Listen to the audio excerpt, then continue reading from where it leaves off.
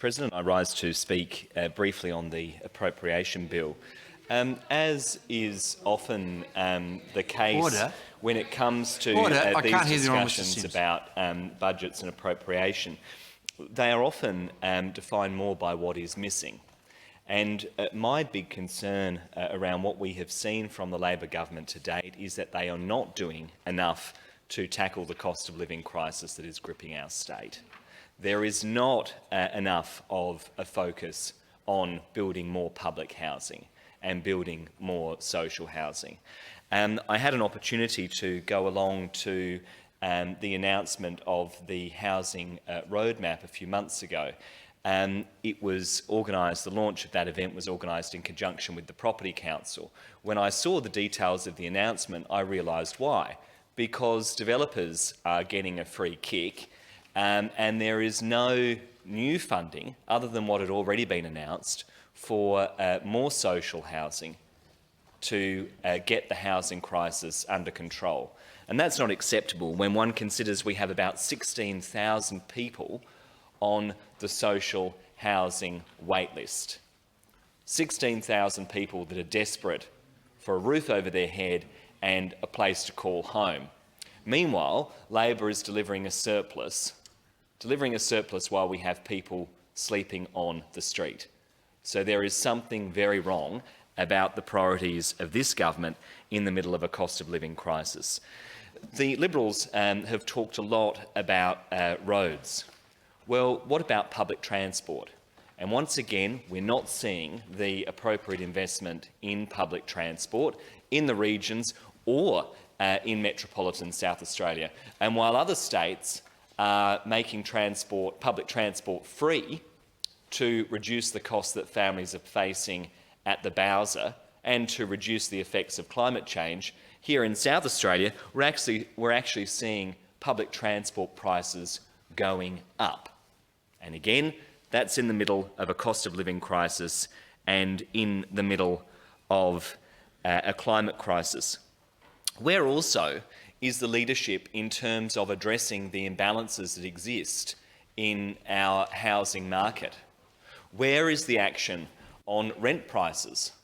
Why didn't Labor come out and back the Greens' push for a rent freeze for 2 years to stop rent prices from going up and up and up? Why haven't Labor taken action on vacant properties, as has happened in other states around the country?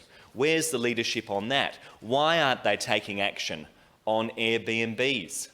These things, Mr. President, are starving our state of the vital housing we need.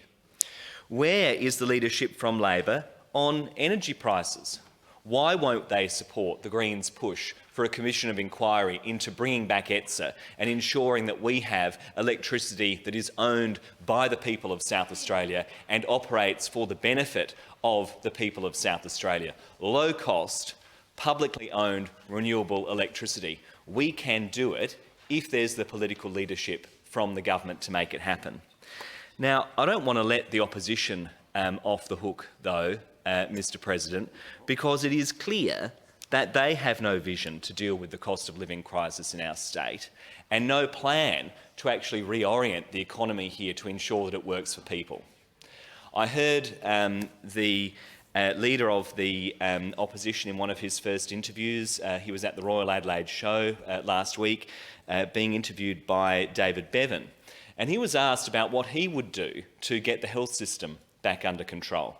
And he was asked quite directly, would you support new taxes? What new revenue measures would you back? Oh no, no new taxes. Well, what about debt? Would you take on more debt? Oh no, no debt. Well, what about cutting public services? Oh no, we're not cutting any public services and we're not going to be stopping any government projects. So the question is, Mr. President, what would they do differently? Now, I note that the opposition leader was at the show. Perhaps he was looking for the recipe for a magic pudding, because that's the only way that the Liberal Party can make good on their promises, given they're not going to increase revenue, they're not going to cut services.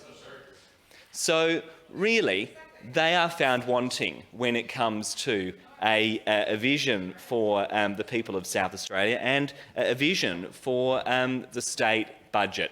Lucky the Greens are here, Mr President, to raise these issues, and we will continue. And I note the attacks on me in the other place by Jack Batty, the member for Bragg, where he has slightly misrepresented some of the policy positions that the Greens have taken. But at least, Mr President, we are putting forward ideas that are costed and can be done if there is the political will to do so, rather than promoting the ludicrous magic pudding economics of the Liberal opposition.